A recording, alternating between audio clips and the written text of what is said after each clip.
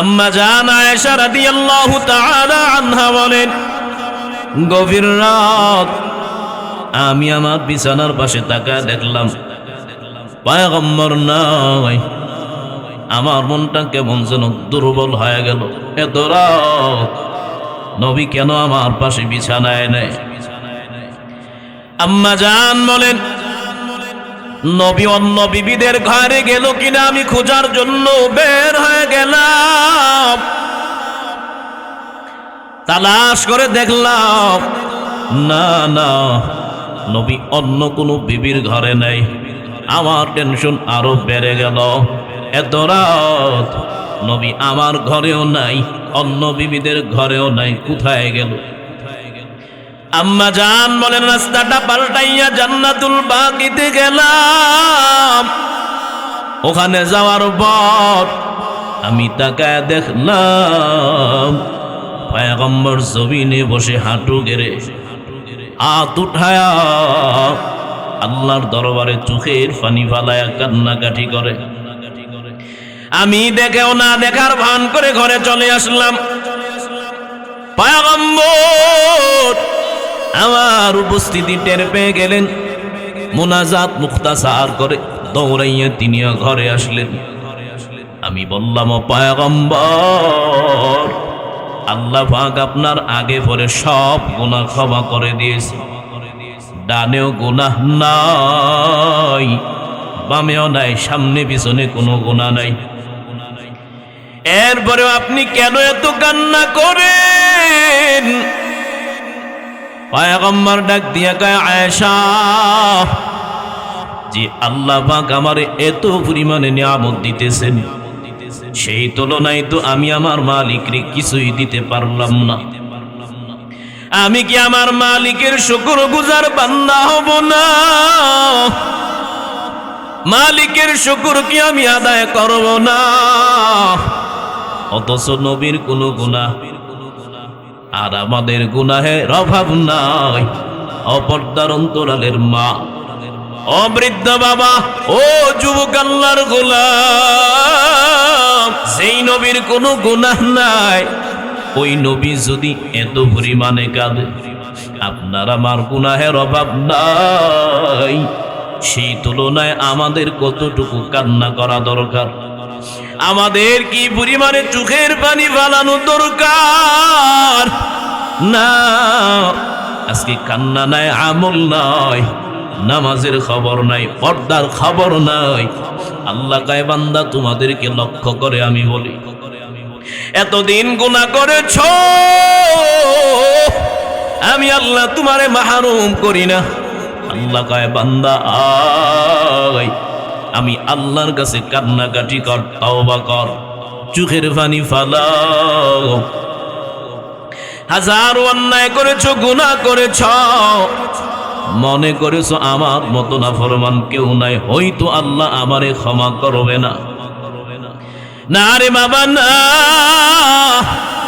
আল্লাহ কয়, লা তাকনাতু মির রাহমাতিল্লাহ, মাগফিরাত দার রাদে উমিদ লুতফে তু যাকে খুদ ফরমুদায়ে লা তাকনাতু। আল্লাহ বলেন, বান্দা গুনাহ করেছ, আমি আল্লাহর দরবারে একবার অন্তর দিয়া কান্নাকাটি করে চোখের পানি ফালায়া বলো, ও দয়ার মালিক, আমার মতো নাফরমান ময়দানে কেউ নাই, আমার মতো খারাপ কেউ নাই, আমার মতো জালেম কেউ নাই। আয় আল্লাহ, গুনাহ করেছি, এরপরেও তো তোমার বান্দা।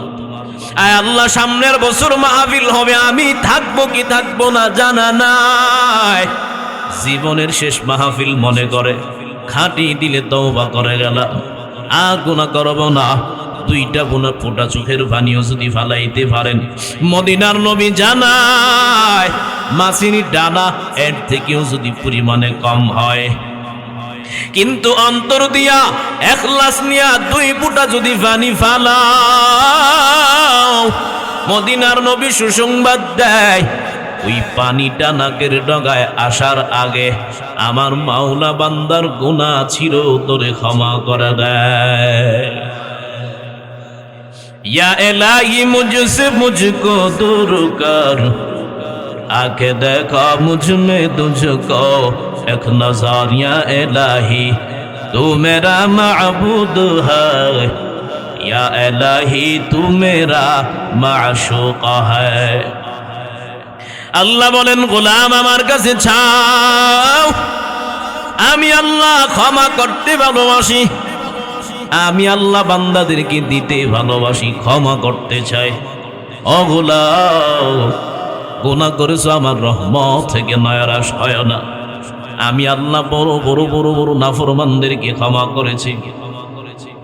ওমরের খেলাফত কালে ওমর রাস্তা দিয়া হেঁটে হেঁটে যায়, অপর এক রাস্তায় একটা যুবক দাঁড়ায় দাঁড়ায় মদের বোতল হাতে নেয়।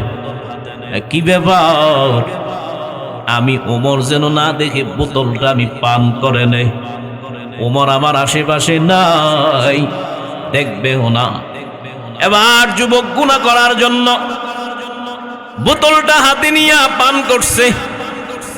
এবার মদ পান করার পর তাকায় দেখে পিছনে ওমর দাঁড়ায় আছে। যেখানে বাঘের ভয় সেখানে ওমর দাঁড়ায়, কয় বোতল দে। বোতলের ভিতরে কি কি ওইটা কইতারেন না। বোতলের ভিতরে মদ না জুস কোনটা? জোরে বলেন কি? এবার যুবকের ভেতরে তো পানি নাই। ওমর তো সাধারণ কোনো মানুষ না। ওমরের কাছে একটাই বিচার, শুধু কল্লা ফালায়া দাও। ওমর রাগী সাহাবী, যে রাস্তা দিয়া যায় ওই রাস্তা দিয়া শয়তানও চলতে বড় ভয় পায়। সুবহানাল্লাহ আসে না? মদিনার নবী বলেন, আল্লাহ যদি আমার পরে কোনো এই দুনিয়ায় নবী বানাইয়া পাঠাইতো, ওই দ্বিতীয় নবীটাই হইতো আমার সাহাবী ওমর। ওমর রাষ্ট্রনায়ক। যুবকরা কয়, বোতলটা দাও। বোতলের ভেতরে যেন কি? এবার যুবকের ভেতরে তো পানি নাই। ওমর বোতলটা দেখলে আবার রক্ষা নাই, জীবনটা শেষ। ওমরের ভয়ে ভয়ে আবার কি করবে? যুবক বোতলটাও দিতে পারে না, তোর দিয়েও যাইতে পারে না। মানুষ বিপদে পড়লে যেন কারে ডাকে, বাকি সময় আল্লাহরে চিনেও না। ঠিক না? আমরা প্রতি জুমায় বয়ান কইরাও মসজিদে নিতে পারি না।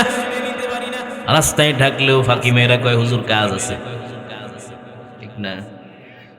নামাজের জন্য ডাকলে লুঙ্গি ভালো না, কারণ প্রস্রাব কইরা দিছে।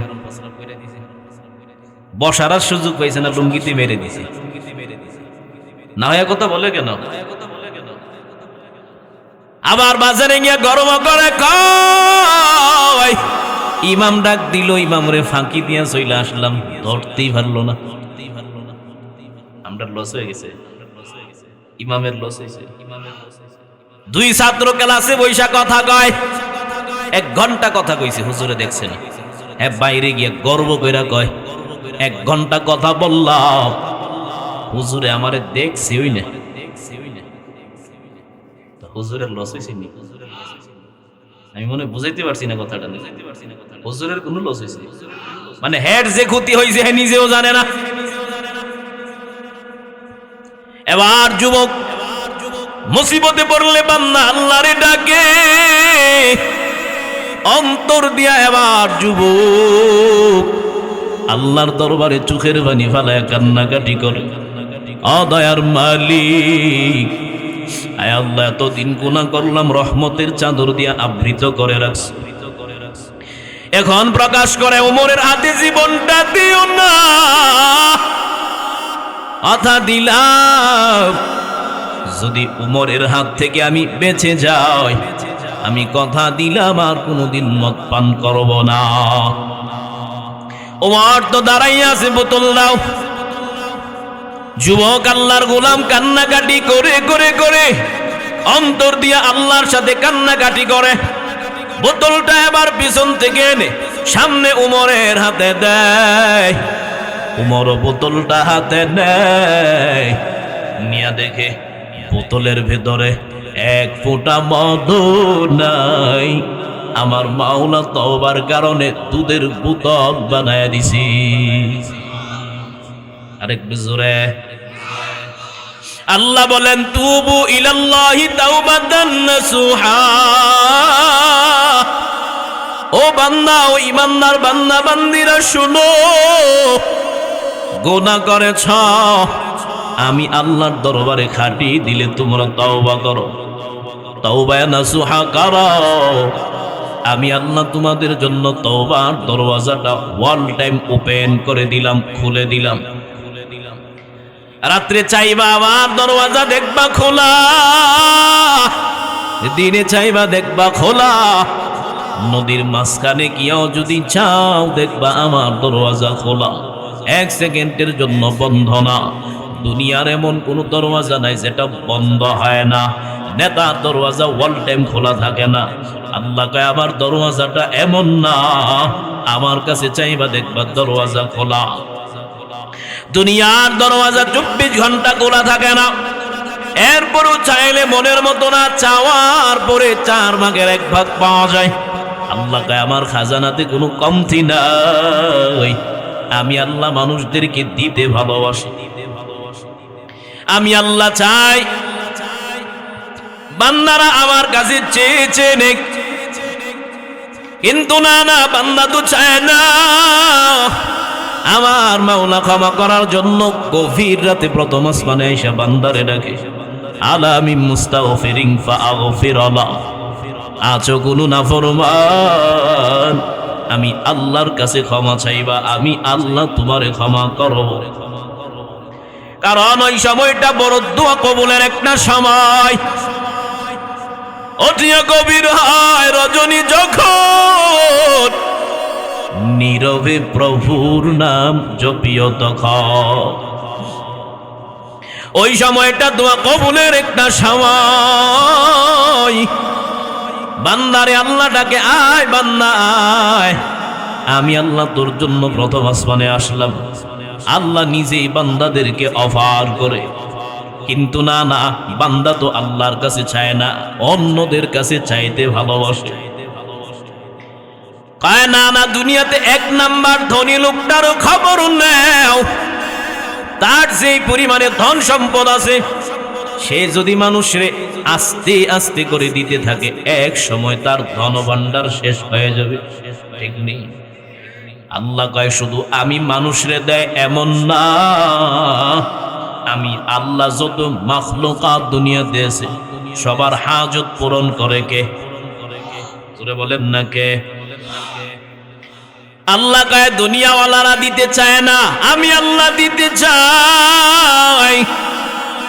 কেন কয় দুনিয়ার সবাই অভাবীর দল, স্বার্থের দল, সবার অভাব আছে, পিছু টান আছে। আমি আল্লাহর কোনো অভাব নাই, আমি আল্লাহর কোনো স্বার্থ নাই, আমি আল্লাহর কোনো পিছু টান নাই। আমি আল্লাহ দিতে ভালোবাসি। ইয়া আইয়ুহান নাস আনতুমুল ফুকারাউ ইলাল্লাহ ওয়াল্লাহু হুয়াল গানিয়্যুল হামিদ।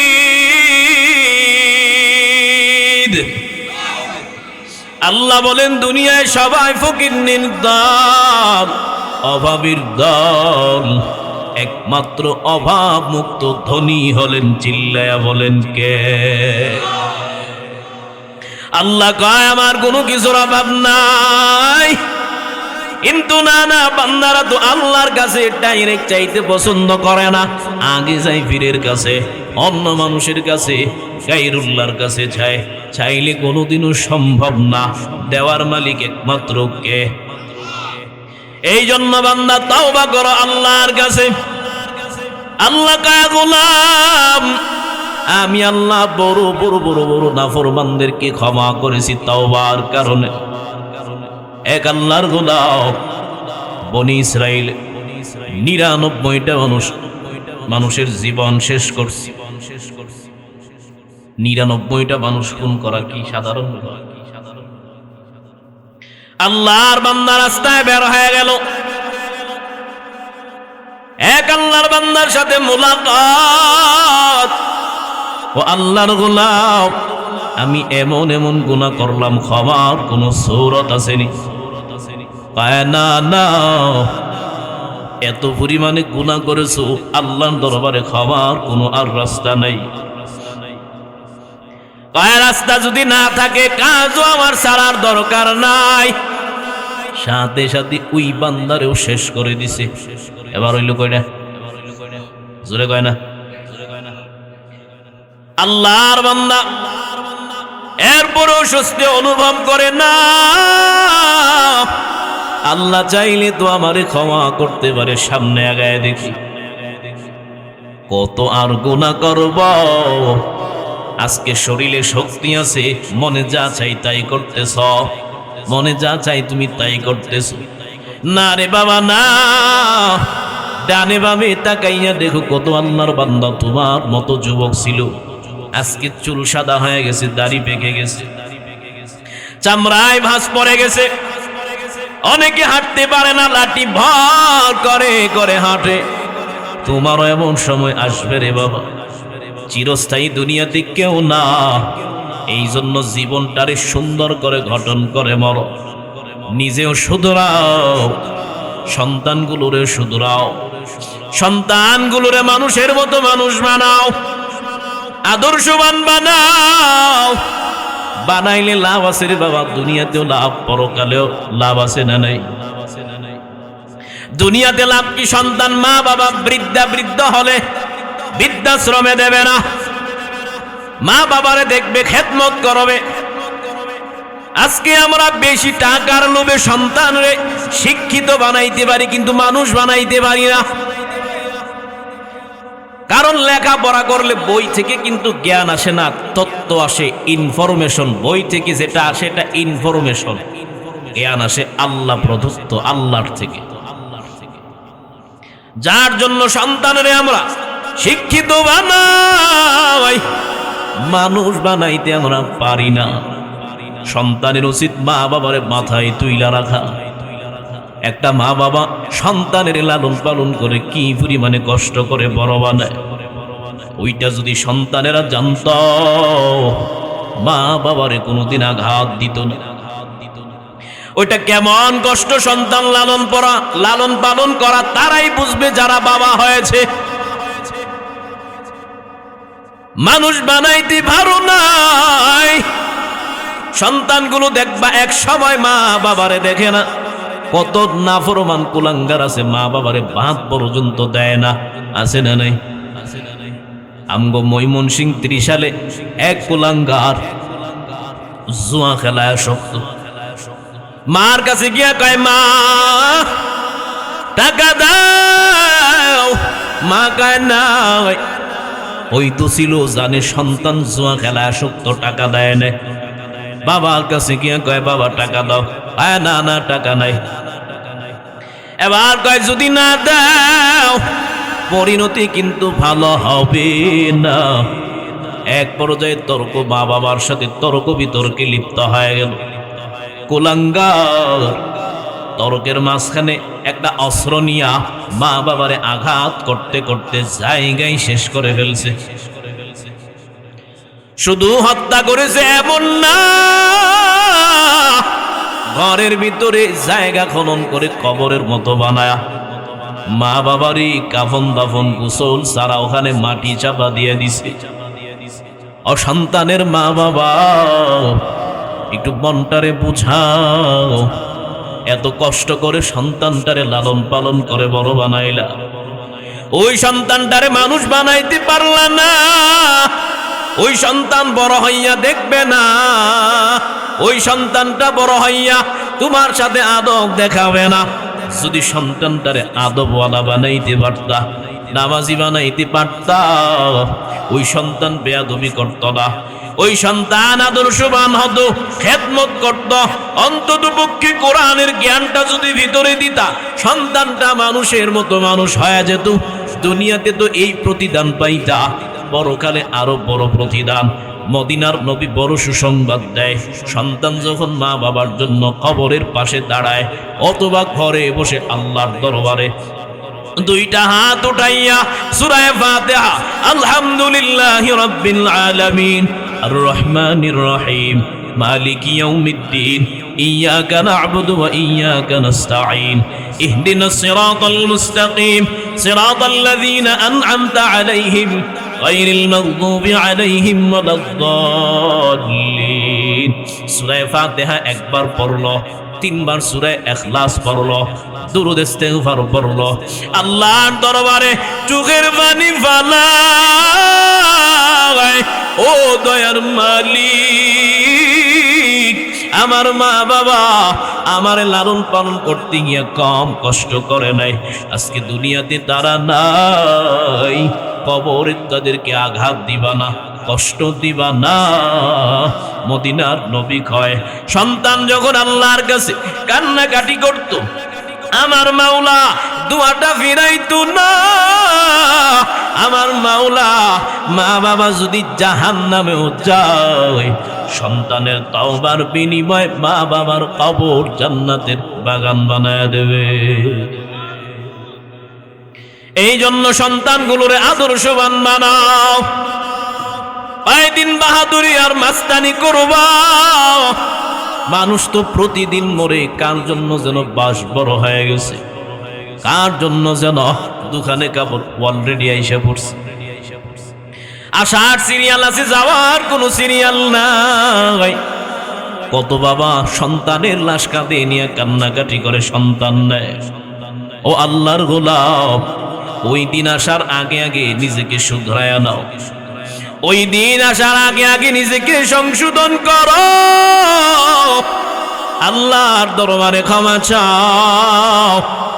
এবার আল্লাহর বান্দা রাস্তায় বের হয়ে গেছে, দেখি আল্লাহ আমারে ক্ষমা করে কিনা। আরেকজন আল্লাহর বান্দার সাথে মুলাকাত, ও আল্লাহর গোলাম, আমি এত পরিমাণে গুনাহ করলাম, ক্ষমার কোন সূরত আসেনি। অমুক এলাকায় যাও, এক আল্লাহর বান্দা আছে, তার সাথে কথা বলে আল্লাহর কাছে ক্ষমা চাও, আল্লাহ ক্ষমা করে দিবে। এবার মনের আনন্দ নিয়ে ওই বাড়ির দিকে রওনা।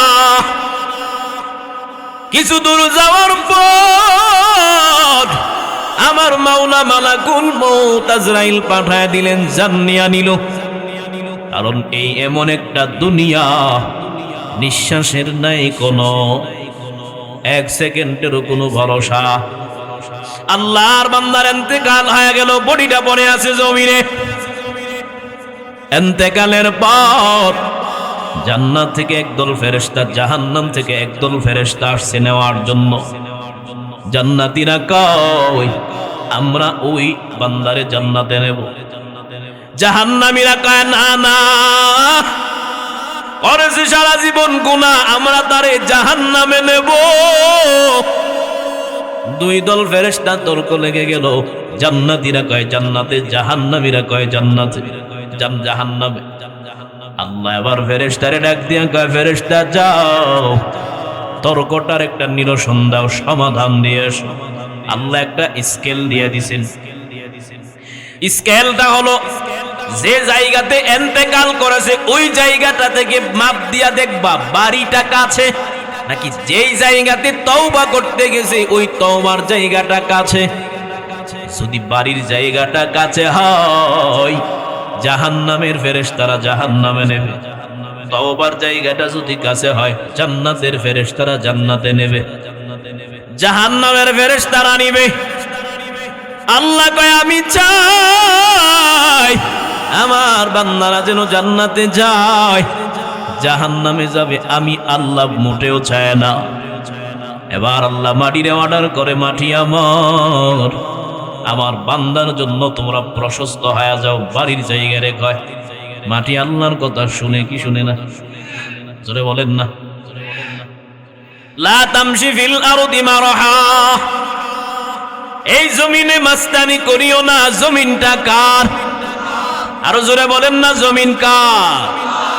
আল্লাহ অর্ডার করছে, বাড়ির জায়গাটা দূরে চলে গেল, প্রশস্ত হয়ে গেল। তওবার স্থান রেখে আমার বান্দার জন্য সংকীর্ণ হয়ে যাও, কাছাকাছি হয়ে যাও। এবার ওই জায়গাটা কাছাকাছি চলে আসলো। এবার মাপ দিয়া দেখি তওবার স্থানটা কাছে, যাবে কোথায়? এবার মাপ দিয়া দেখে তওবার স্থানটা কাছে, মাপ দিয়া আল্লাহর বান্দা তওবা করে নাই, শুধু বাড়ি থেকে নিয়ত করে বের হয়েছে। এবার মাপ দিয়া দেখি তওবার স্থানটা কাছে, জান্নাতের ফেরেশতাদের হাতে বান্দার লাশটা দিয়া তারে জান্নাতে পৌঁছায় দিছে। আতিনা ফি দারে দুনিয়া না হাসান, আতিনা ফি দারে উকবা না হাসান, ইয়া গিয়াসাল মুস্তাগীথিন আহদিনা ইফতিখারা বিল উলুমি ওয়াল গিনা।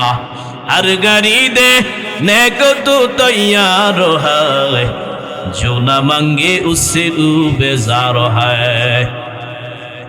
আল্লাহ বলেন বান্দা আমার কাছে চাও, চাইলে আমি আল্লাহ খুশি, না চাইলে আমি আল্লাহ বেজার। আমি আল্লাহর কাছে বান্দা যত চাই আমি আল্লাহ তত দিতে চাই, আমার কাছে কোনো কিছুর অভাব নাই। আছো বান্দা গুনাহ করেছো, অন্যায় করেছো, জুলুম করেছো, আমি আল্লাহর রহমত থেকে নয়রাশ হয় না। আমি আল্লাহর দরবারে খাটি দিলে তওবা করো। মদিনার নবী কয় আত্তাইবু মিনাজ যামবি কামাল্লা যামবালা, যারা গুনাহ করার পরে আল্লাহর দরবারে তওবা করে আমার মাওলা এমন ভাবে নিষ্পাপ বানায়, সবে মাত্র দুনিয়াতে বাচ্চা আগমন করলে যেমন কোনো গুনাহ নাই, কোন বান্দা যদি অন্তর দিয়া তওবা করে এমন ভাবে আল্লাহ তার সব গুনাহ ক্ষমা করে দেয়। মদিনার নবী উম্মতদেরকে বারবার সতর্ক করে বলেন, উম্মত গুনাহ করেছো, সঠিক লাইনে তওবার রাস্তায় দাঁড়ায়া যাও। কিন্তু না না, নবীরে মানি কিন্তু আদর্শ বাস্তবায়ন করি না, ঠিক নেই। নবীরে মানি সুন্নতের পাবন্দি নাই, নবীরে মানি সুন্নতের অনুসরণ নাই। ও আল্লাহর গোলাম, বাংলাদেশ থেকে নবীর আজকে ভালোবাসতে পারলাম না। সেনেগাল থেকে এক নবীর উম্মত আশিক রওজার কিনারায় যায়, রওজার কিনারায় তাকাইয়া দূর থেকে এক পলকে দৃষ্টি দিয়া রওজাটা দেখে চোখের পানি ফালায়, কান্নাকাটি করে সেনেগাল থেকে আইসা নবীর রওজায় দাঁড়ায়া কান্নাকাটি করে। বাংলাদেশে অনেক মানুষ নবীর রওজায় যারা যায় আসার পরে জিজ্ঞাসা করলে কয় এত পরিমাণে শান্তি রওজার সামনে যখন দাঁড়ায়, কোন এসি দিয়া যেন আল্লাহ কুদরতি ভাবে অন্তর ঠান্ডা করে দেয়। আজকে টাকা পয়সার মালিক, বিভিন্ন দেশে ঘুরতে যাও, তুমি কেমন উম্মত নবীর কাছে গেলা না। নবী কয় মান যারা কবরি ওয়াজাবাত লাহু শাফাআতি, আমার কোন উম্মত আমার রওজার সামনে দাঁড়াইলো, সালাম করলো, জিয়ারত করলো, আমি নবীর উপর ওয়াজিব হয়ে যায় বান্দারে সুপারিশ করে জান্নাতে নেওয়া। রহমতের নবী ওয়ামা আরসালনাকা ইল্লা রাহমাতাল লিল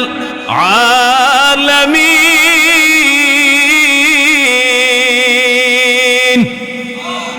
আরো জোরে, রসুল নামে কেন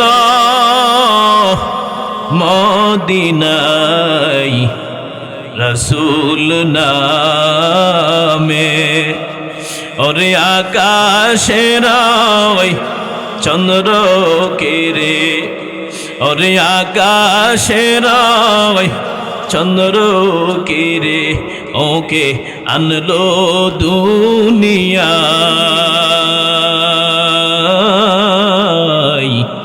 রসুল নামে কেলা মদিনায়, রসুল নামে গলেতে তসবির মালা, কে চলে ওই কামলি ওয়ালা রে লেতে তসবিরো মালা কে চলে ওই কামলি ওয়ালা রে ওরে আমার বুকের দরগা তলায় তারে ডেকে নিয়ে আয় রসুল নামে কে এলো মদিনায় রসুল নামে দেখি নাই শুনি নাই কথা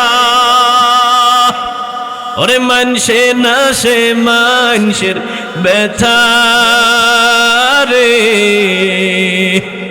ওরে এমন না রদির কথা শুনলে পরানো জোড়াই রসুল নামে কে এলো মদিনায় রসুল নামে আওয়াজ দিয়া বলেন মারহাবা আরো জোরে বলেন মারহাবা পয়গম্বর উম্মতদেরকে বলেন উম্মত আমার রওজার সামনে দাঁড়াও আজকে সবার মহব্বত আমার দিলে আছে উম্মত দাবি করে নবীর মহব্বত দিলে নেয় না রে বাবা না নবীর মহব্বত ছাড়া কিছু হবে না যার সাথে তোমার ভালোবাসা বেশি হাসর নাসর হবে তার সাথে এই জন্য দুনিয়া যেহেতু চিরস্থায়ী না নবীর মহব্বত অন্তরে নিয়া খাঁটি আশিক হইয়া আল্লাহর দরবারে কান্নাকাটি করো চোখের পানি ফালাও আল্লাহ কয় বড় বড় নাফরমানদেরকে তাওবার বিনিময়ে ক্ষমা করে দিলাম ওমর নবীর দরবারে রওনা একটা যুবক রাস্তার কিনারায় দাঁড়াইয়া কাঁদে ওমরের ডাক দিয়া কয় ভাই কোথায় যাও কয় নবীর দরওয়াজায় যায় আমারেও নিয়ে যাও কয় কেন কয় আমি নবীর কাছে বলবো ওমর বলেন ফুফাইয়া ফুফাইয়া যুবক কান্না করে নবীর কাছে নিলাম পয়গম্বরের সামনে গিয়া যুবকটা আরো বেশি ফুফাইয়া ফুফাইয়া কাঁদে পয়গম্বর ডাক দিয়া কয় যুবক কেন কান্না করো কি হয়েছে বলো যুবক কিছু বলে না শুধুই কান্নাকাটি করে নবী কয় বলো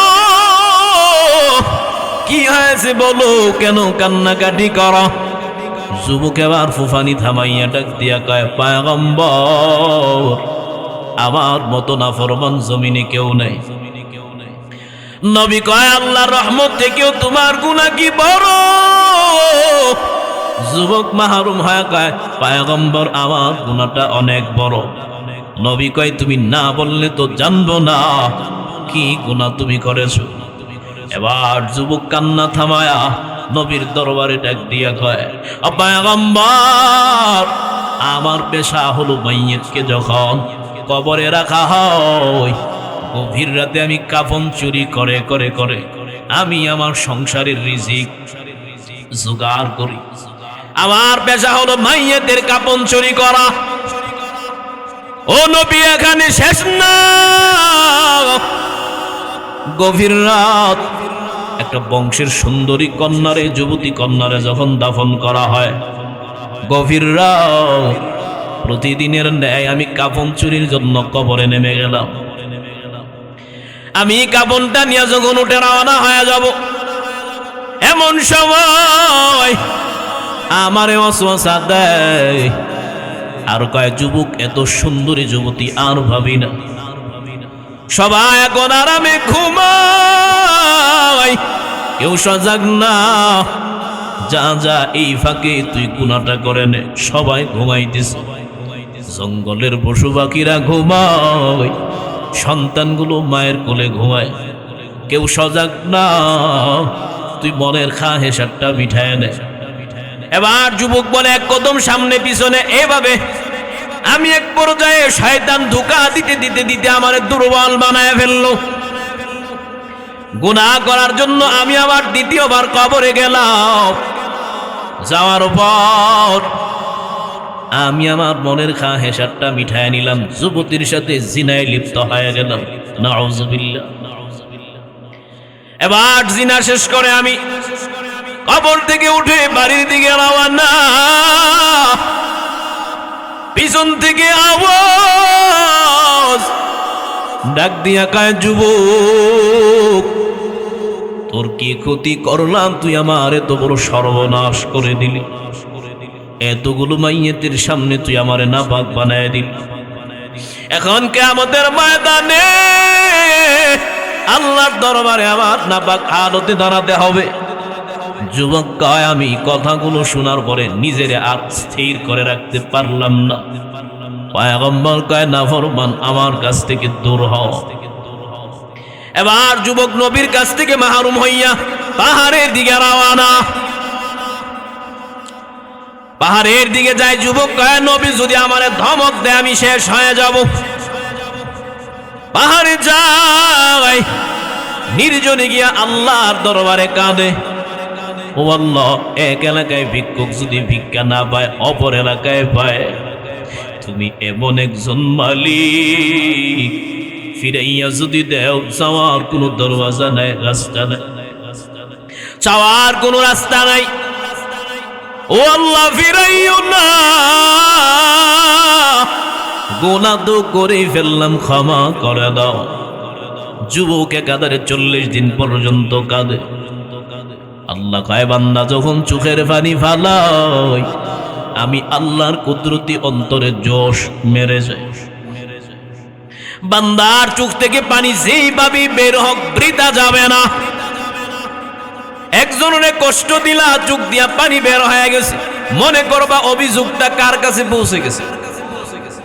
মনে করবা ধ্বংস হওয়ার জন্য আরেকজনের চোখের পানি যথেষ্ট। একজন মাজলুমরে কষ্ট দিলা, অথবা সন্তান হইয়া মা বাবার চোখ দিয়া পানি বের করলা। ও সন্তান, বেঁচে থাকলে পায়ে ধরে ক্ষমা চাও, না হয় জীবন এখানেই শেষ হয়ে গেছে।